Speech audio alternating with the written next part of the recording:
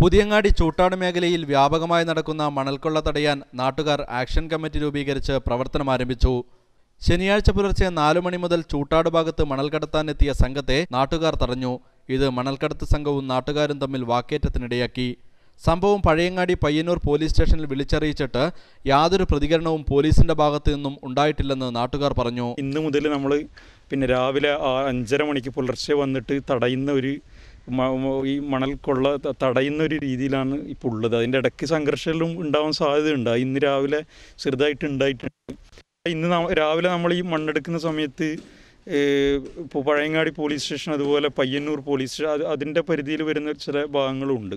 അവർ വിവരം അറിയിച്ചിരുന്നു. പക്ഷേ ആരും ഇതുവരെ വന്നതായിട്ട് കാണുന്നില്ല. അപ്പോൾ ഇങ്ങനെയാണെങ്കിൽ നമ്മൾ പോലീസ് സ്റ്റേഷന് മുമ്പിലേക്ക് തന്നെ മാർച്ച് നടത്തേണ്ട ഒരു അവസ്ഥാവിശേഷം ഉണ്ടാവും. പുതിയങ്ങാടി ചൂട്ടാട് മേഖലയിൽ വ്യാപകമായി നടക്കുന്ന മണലൂറ്റിൽ ഇവിടെ കടൽക്ഷോഭത്തിന് കാരണമാകുന്നുണ്ട്. ഒരു വർഷത്തിനിടെ 5 ജീവനുകളാണ് കടലെടുത്തത്. മത്സ്യത്തൊഴിലാളികൾക്ക് അപകടം സംഭവിക്കുന്നതും പതിവാണ്. ഫൈബർ വള്ളങ്ങൾ കരക്കടുപ്പിച്ച് മണൽ കടത്തി പാലക്കോട് ഭാഗത്തെത്തിയാണ് വിൽപ്പന നടത്തുന്നത്. അനധികൃത മണലൂറ്റിൽ ശക്തമായ കയം രൂപപ്പെട്ടിട്ടുണ്ട്. പുതിയങ്ങാടി തീരത്ത് സ്ഥാപിച്ച കാറ്റാടി മരങ്ങൾ വ്യാപകമായി മുറിച്ചു കടത്തുന്നതും പതിവാണ്. ഇതിനെതിരെ വനംവകുപ്പ് ഉദ്യോഗസ്ഥർ യാതൊരു നടപടിയും സ്വീകരിക്കുന്നില്ലെന്ന പരാതിയും ജനങ്ങൾക്കുണ്ട്. കഴിഞ്ഞ ദിവസം പുതിയങ്ങാടിയിൽ നടന്ന ആക്ഷൻ കമ്മിറ്റി രൂപീകരണത്തിൽ AP Badaruddin, Pazhayangadi SI NO Sibi, NK Muhammad Haris തുടങ്ങിയവർ പങ്കെടുത്തിരുന്നു. K മധുസൂദനൻ കൺവീനറായി, CK അബ്ദുൽ ഗഫൂർ, സമദ് പുതിയവളപ്പിൽ തുടങ്ങിയവരുടെ നേതൃത്വത്തിലുള്ള ആക്ഷൻ കമ്മിറ്റി മണലൂറ്റലിനെതിരെ സമരം ശക്തമാക്കാൻ തീരുമാനിച്ചിട്ടുണ്ട്.